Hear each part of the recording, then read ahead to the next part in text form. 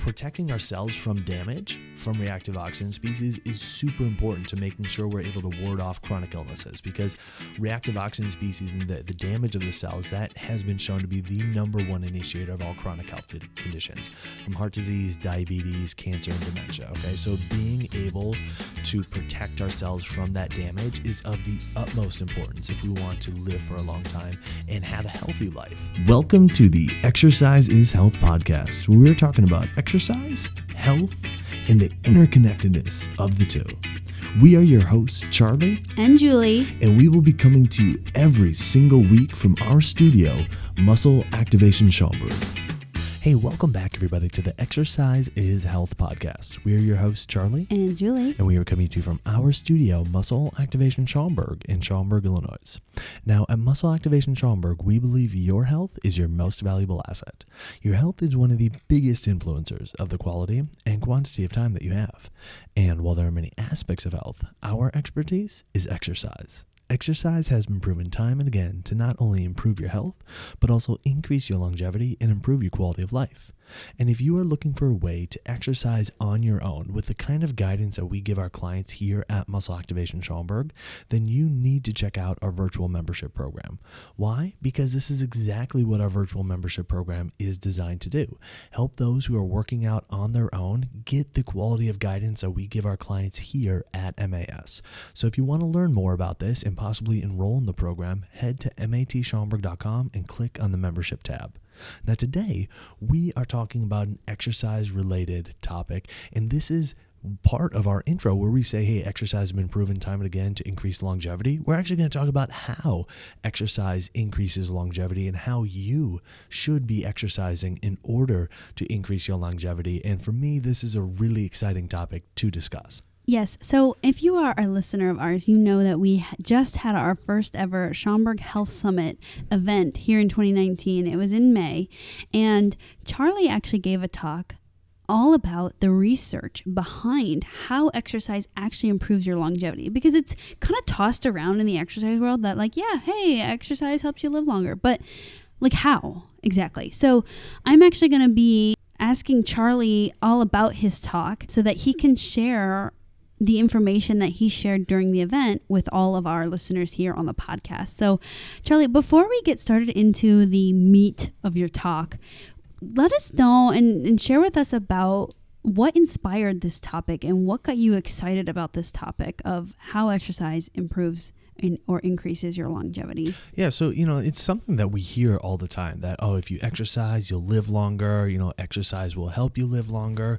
But, I really wasn't sure what people meant by that. What did we mean by living longer? Does it mean that we just actually get to add kind of more days onto the end of our life? Or, what does that mean, number one? And number two, how does exercise go about doing that? So it was interesting. We had a podcast guest on this past January, Dr. Seaman of Thrive MD, and he said, hey, pretty much everything we're trying to do in our office is there to mimic the effects of exercise. And he was talking a lot about the kind of longevity boosting stuff that they do in their office. So it really got me thinking, okay, well, what are they trying to mimic in their office that exercise does in order to increase longevity? Because there has to be something at a very cellular and mechanistic level going on with that for him to say something like that. So that really intrigued me. And when it came to our health summit, I was thinking of a bunch of different topics I could do, but this is one that I kept coming back to. I thought would be not only really interesting and fun for me to explore, but really applicable for people as well. Because so often when we think about exercising, we might think about weight loss or changing how our body looks and feels. But one of the most beneficial things of exercise is its ability to improve your health and ultimately help you live longer and allow you to do all the things you enjoy in life for a longer period of time, for as long as you want to do them. So I wanted to explore, how does this happen from a cellular level, and then how should we be exercising to get all these amazing health boosting benefits that would increase our longevity? Yeah, I really liked our interview that we had done in January too with Dr. Seaman, because it was talking about how they're trying to use medicine to increase, someone's life. And And I thought, well, or you could just exercise. That's pretty cool. Yeah. So talk to me about, I know you had kind of 3 hypotheses on how we could live longer. Yeah. What were those and what were your thoughts around them? Right. So I first wanted to kind of talk to the audience and say, all right, look, if we're going to talk about living longer, we have to define like what living longer means. And so I wanted to keep things really simple. And I said, look, if something's going to help us live longer, it has to be able to do at least one of 3 things. Okay. Number 1, it has to decrease the number of random or acute negative events that happen in our life, such as getting struck by lightning. Okay. So that would be one way. If something decreased those random or acute negative things, that would have a propensity to increase our longevity. All right. Number 2, it would have to be able to maximize the positive functions of our body, because we'd want our body working as optimally as it could on as many levels as it could. And then number 3, we'd want it to be able to decrease the chronic negative deterioration that's going on within our body. Okay. We'd want to be able to reverse damage that's happened within our body. We'd want to be able to manage damage that is currently happening. And we'd want to be able to prevent new damage from starting. So say, look, if something's going to help us live longer, it has to be able to do at least one of the 3 things. And if it can do more than one of those 3, then that's a prime candidate for helping us to live longer. And the cool thing is that while all 3 of those categories are somewhat out of our control, exercise can highly influence the latter 2, meaning exercise can highly influence helping our body work as optimally as it can and maximize the positive functions of our body and minimizing the kind of chronic negative deterioration of our body, which makes exercise a strong candidate for helping us to live longer. Nice. So exercise can do a lot of things, but it won't help us not get like struck by lightning exactly. or taken away by a tidal wave or Yes. something crazy like that. Exactly. But it can help us improve the function of our body. Yes. And it can help minimize the degradation of our body. Correct. Because as we age, that's going to happen, right? Yeah. We're going to function less optimally and our body is going to have the degenerative properties of aging. But if we can do something that helps prevent those things, that would be sweet. And even just kind of flatten out that downward trend. You know, if it's not such a steep downward trend, if we can flatten that out, that's huge. That's huge. Yeah.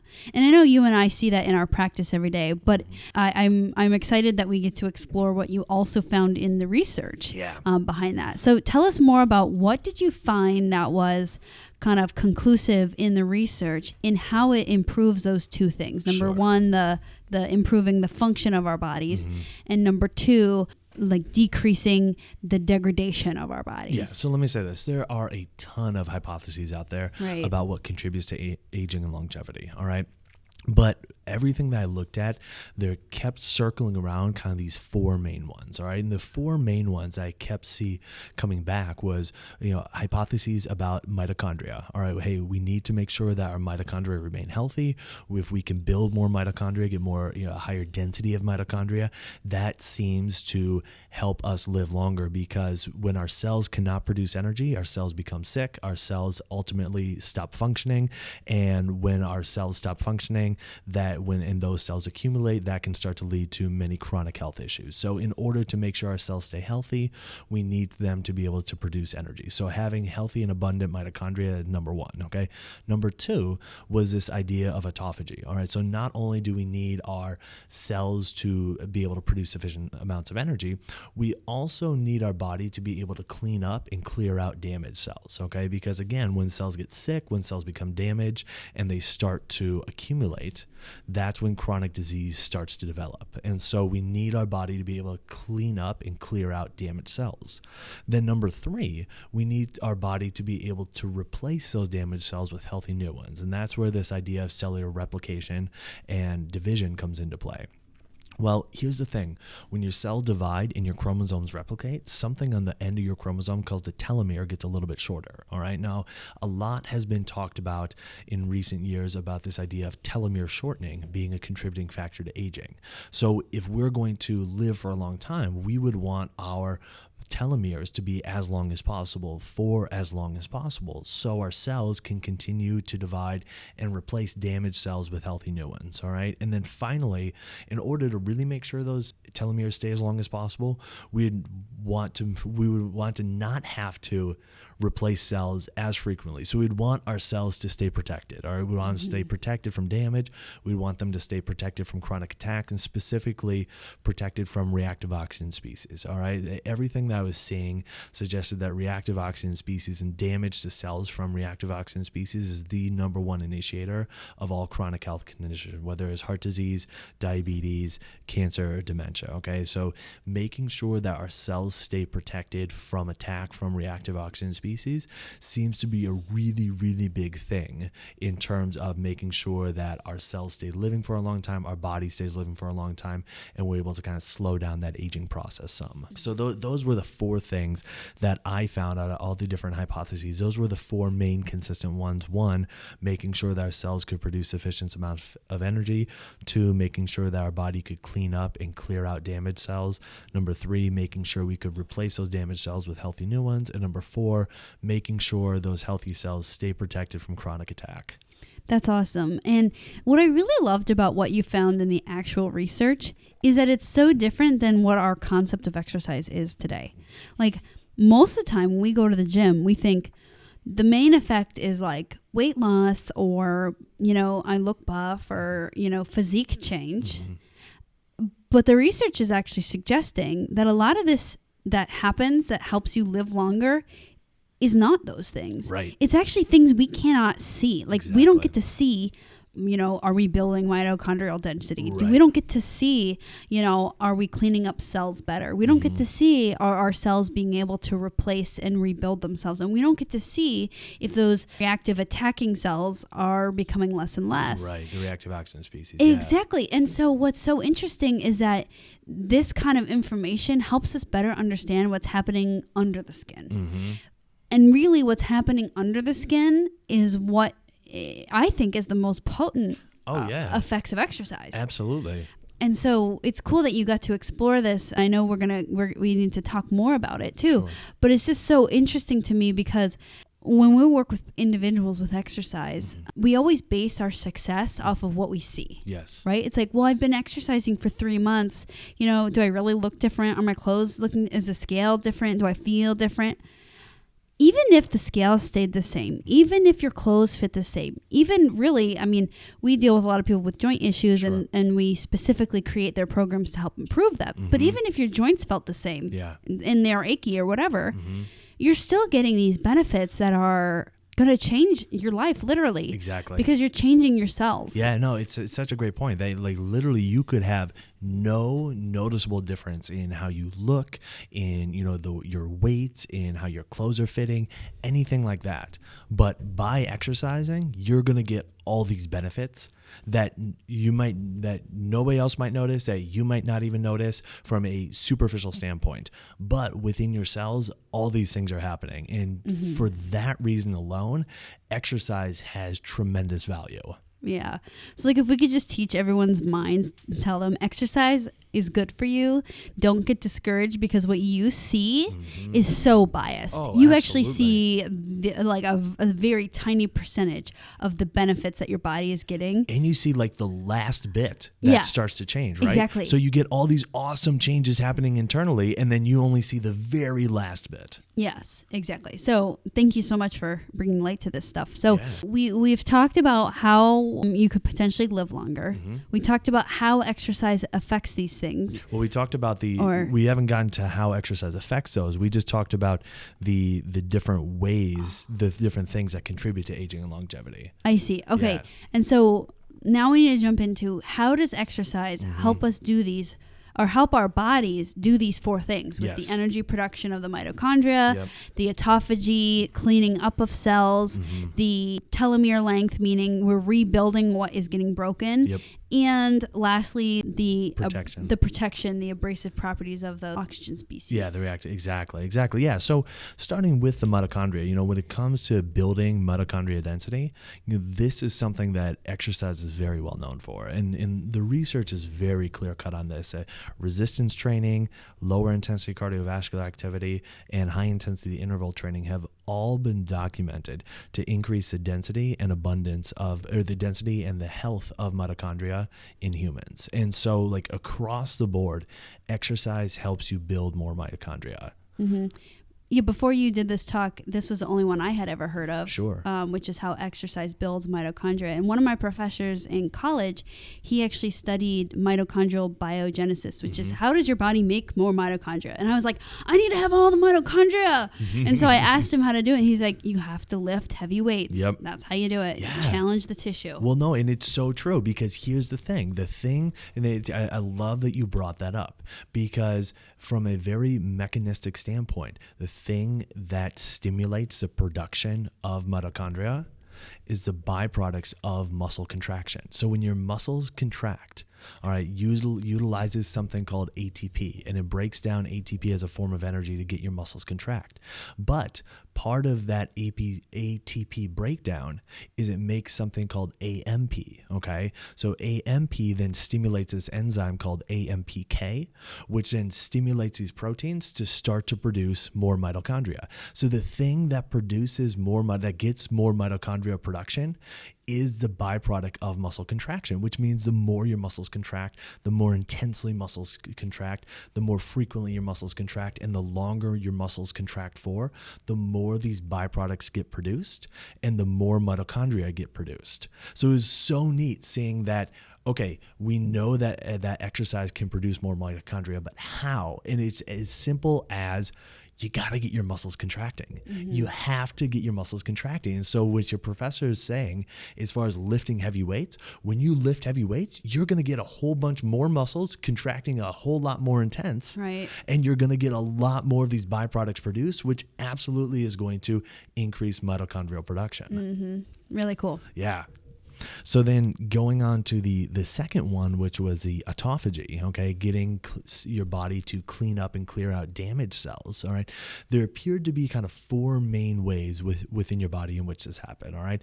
And all of which had to do with the activation of various proteins, such as like P53 and a whole bunch of different proteins like that.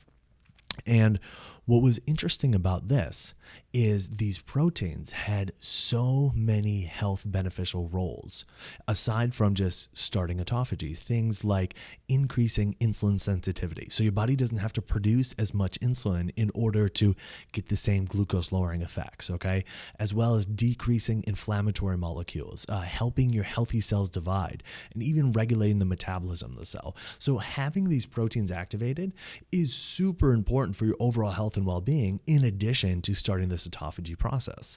And again, what was really cool is the thing that initiated the activation of all these proteins was the byproducts of muscle contraction, which came back to the same argument of the more muscles contract, the more intensely muscles contract, the more frequently muscles contract, and the longer muscles contract for, the more these byproducts get produced and the more autophagy occurs, in addition to all these other amazing benefits that happen when the initiation of these proteins happens. Cool. So not only does muscle contraction help build our energy producers, our mitochondria, but that muscle contraction also leads to helping of clearing out of damaged cells. Exactly. That's really cool. Exactly. So tell us about how exercise affects the telomere length. Okay, so this was really interesting, all right, because telomeres, it was actually shown in a couple different papers that moderate intensity exercise was most beneficial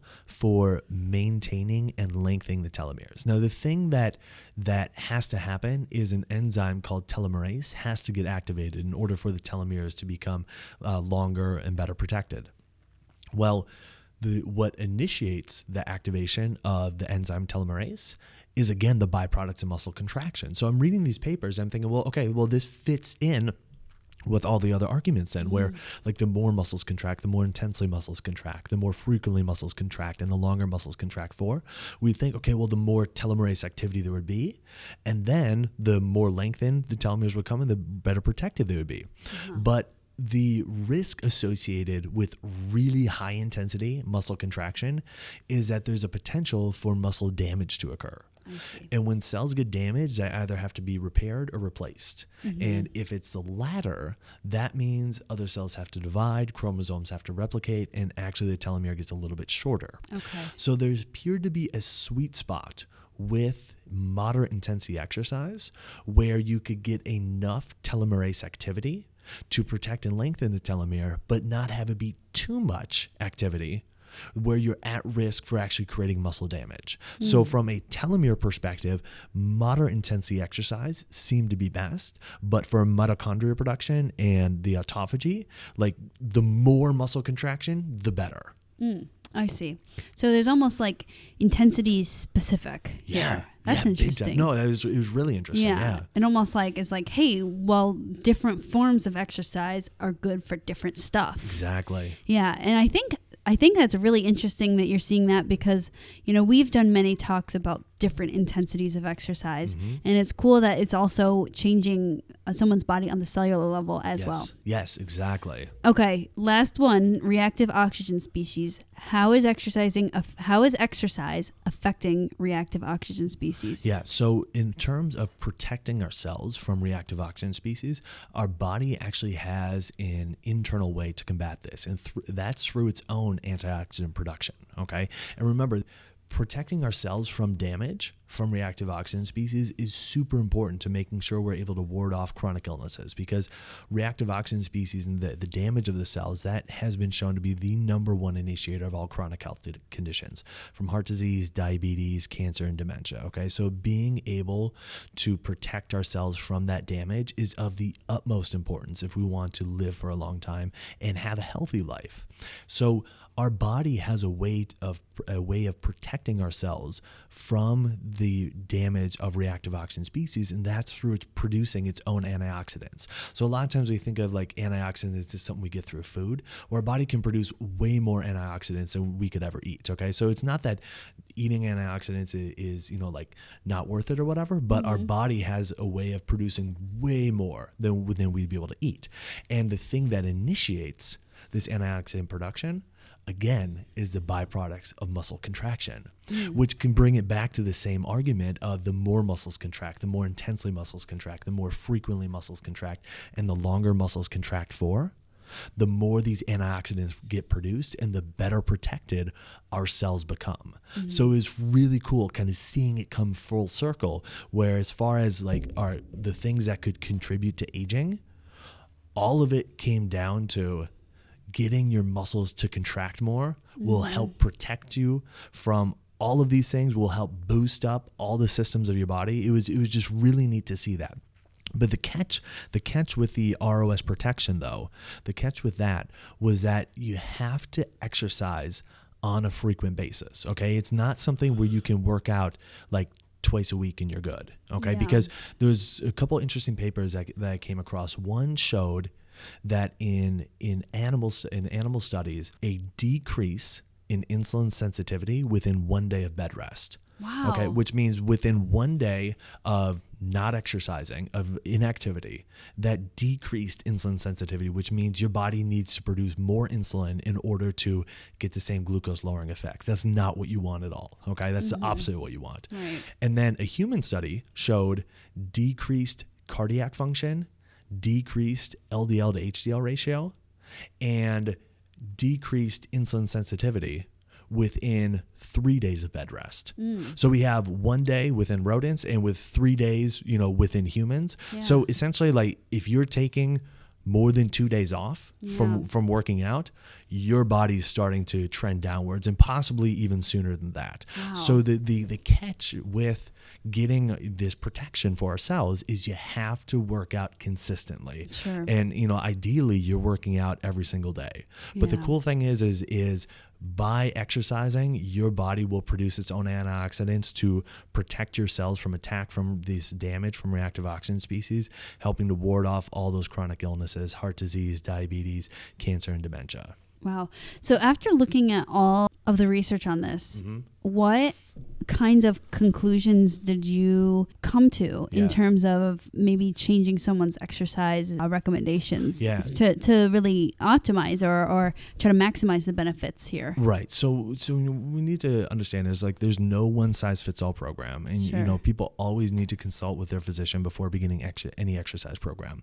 But the literature that I reviewed for this, and there were 66 papers that I reviewed for this presentation. So this from looking at those 66 papers, as well as, data that I've looked at through my graduate studies and whatnot, the research suggests a daily exercise routine that's done in one of three categories, okay? One of three intensities. So every single day you need to be exercising. You either need to be exercising at a low intensity, which is approximately 55% of maximum heart rate or effort, at a medium intensity, which is approximately 70% of maximum heart rate or effort, or a high intensity, which is approximately 85% or above of maximum heart rate or effort, okay? Now, a maximum of 3 days per week of lower intensity exercise should be performed. So you can't do like 5 days of just strolling. Like, you have to be pushing yourself throughout the week. So at most, you have 3 days of lower intensity exercise, while a minimum of 2 days a week of both medium intensity and higher intensity exercise should be performed. Now, here's the thing. You can always level up each of the days and do more of the higher intensity days in lieu of fewer of the lower intensity days. But you cannot skip out on the higher intensity days and just do the lower intensity days. Yeah. And that's really important. It's really big. Look, you have to move every single day, and you have to do some days that are really intense, and then you have to have some days that are more recovery and allow your body to be able to build back up so you can go back to doing the intense stuff, because it appears that the intense stuff is really where the magic happens, in addition to doing the moderate intensity stuff for the telomere lengthening. Sure. So that was really the thing. Now, from a time perspective, a minimum of 20 minutes needs to be done every single day. And that's just very cut and dry. Like, you can't do less than 20. You need to be doing at least 20 minutes every single day of like this special event exercise. And then, which we've talked about in previous podcasts, with a minimum of 2 days per week dedicated towards resistance training, and a minimum of 2 days per week dedicated towards cardiovascular based training. Like, you have to get in both, a minimum of 2 days of each. And if you're working out every single day, that means you're getting a little bit more of at least one of them, if not both. Yeah. I really like that you said that. Like, we have to be exercising and at least moving every single day, whether it's your low intensity day or high intensity day. Because here's the thing. If you like to work out, then you work out because you like it. Right. And you're just getting these health benefits as a side effect. But what I think this talk is really important for are those people that aren't really, like, you're not passionate about working out, but you're saying, hey, I just want to live like a long, healthy, active lifestyle and do the stuff I want to do. Right. And that's where this becomes really important, because the people that like working out, they're working out already. Exactly. The people that don't, we have to figure out, how are you going to exercise so that you can do the least amount and still get all the benefits? Absolutely. Because it's not like your passion and your joy. No, for sure. And the cool thing is that you don't have to enjoy it. You just have to do it. Right, exactly. Exactly. It doesn't have to be, you don't have to be all about it. It just has to get done, because I'm so glad you brought this up, because it brings me to my next point, which is there is a tremendous cost to not exercising. Okay. And so often this doesn't get talked about. We think, oh, well, how much do I really want the benefits from exercise? How much do I really want the weight loss? How much do I really want the change in physique? How much do I really want the increased muscle, the increased strength? Do I want those more than what I'm currently doing? Whether that's, binging on Netflix, or, just kind of hanging out, I'll take the day off. Today's, another recovery day, whatever. So how much do I want those benefits versus what I'm currently doing? And if what you're currently doing seems to be more enjoyable than the benefits, well, then we're going to opt for what we're currently doing. But what needs to be understood is there is a tremendous cost to not exercising, okay? And what really highlighted this for me was a paper that was brought up in October of 2018. And what this paper showed is that consistent inactivity and consistent low levels of activity are more detrimental to human health and longevity than heart disease, high blood pressure, diabetes, and even smoking. Wow. And this was a study that was done over the course of 20 years with an 8-year follow-up with 122,000 people. Wow. So it is a massive study done over a long period of time. And they looked at a ton of different lifestyle factors, and the thing that had a greater influence on health and longevity was activity level. Wow. You know, how active somebody is, how physically fit somebody is. All right. So if you have low levels of activity, or if you're chronically inactive, that is more detrimental to your health and longevity than if you develop heart disease, high blood pressure, diabetes, or even smoke, or if you start the habit of smoking. This means that by choosing to consistently skip your workouts, not only are you missing out on all the health benefits of exercise, you're actually doing more detriment to your health long term than if you were to develop heart disease, high blood pressure, diabetes, or start the habit of smoking. Wow. And this is so important for people to understand. You know, exercise is not about, you know, oh, I don't want to get sweaty today, or, you know, oh, you know, I don't care if I'm 20 pounds overweight or whatever. It's like, no, if you don't do this, then this is what happens. You know, it's not just about getting the benefits. It's also about avoiding all the negative stuff. Right. And so often we don't realize that negative stuff is real. Like it's real and it happens. And exercise is such a tremendous way to prevent that. Yeah. So not only, when I was listening to this talk, not only is there so many benefits to exercise that we cannot see with our eyes, and so we can't trust our eyes when we're judging if our exercise is beneficial or not. Right. Like, so many people think they quote unquote fall off the bandwagon Right. when they stop eating well, or when they start doing another bad habit or whatever. But the benefits of exercise can in many ways be exclusive of your diet. Like, people think like, oh, it's 80% diet and 20% exercise. And I'm always like, yeah, but it's 100% exercise for the things that are beneficial for exercise. Exactly. When we hear that quote, that's like very like weight loss dependent. So there's so many more benefits than just that. So I love that exploration, but I also love the idea that, I mean, you just brought up that there's such a cost to not exercising. Like, we always think about exercise as like, oh, we're going to get our bodies better. And then as individuals, we think, well, I mean, I'm pretty good now. I mean, do I really need to get that much better? You know? But actually, by not getting better, you're actually getting worse. You're not just staying the same by not doing anything. So that was really cool. Absolutely. And, you know, and the thing is that we also have to remember there's some good news with this, okay? And the good news for all of us is that it's never too late to start, okay? In fact, a paper released as recent as March of 2019 showed that adults who had been sedentary for the majority of their life could still see longevity boosting benefits from exercise, even when they began the habit as late as their 60s. Nice. Okay. And then furthermore, there appears to be no upper known limit to the amount of benefit somebody can get from exercising. Cool. With those of us who are in elite physical condition, having over a 10 times reduction in all-cause mortality versus those who are in low levels of physical condition. And just by getting your physical condition to go from low level to below average, you cut your rate of all-cause mortality in half. I mean, this is just huge. This is just huge. And again, that stat is from the study with 122,000 people. Like, this is just huge how impactful exercise is for your overall health and well-being and for longevity. That's great. Awesome. Well, thank you so much for sharing, Charlie. I think that you learned so much during that talk, you know, because even as trainers, we're taught a lot of things about exercise, but I mean, we can't explore every single topic. So it was cool for you to learn and really awesome for you to share with me. And now our listeners got to hear about it. And it makes me even more passionate about what we do. And what's really cool, as I was thinking about us doing this talk today on the podcast, was, you know, so many people are nervous about exercise. And, you know, you mentioned so many times, you know, muscle contraction is what leads to these benefits. And many people are worried about lifting heavier because of past injuries or current aches and pains. And that really makes me love what I do even more, because that's our specialty. You know, hey, we're working with people all day long that are saying, hey, I want to exercise, but I got X, Y, and Z going on.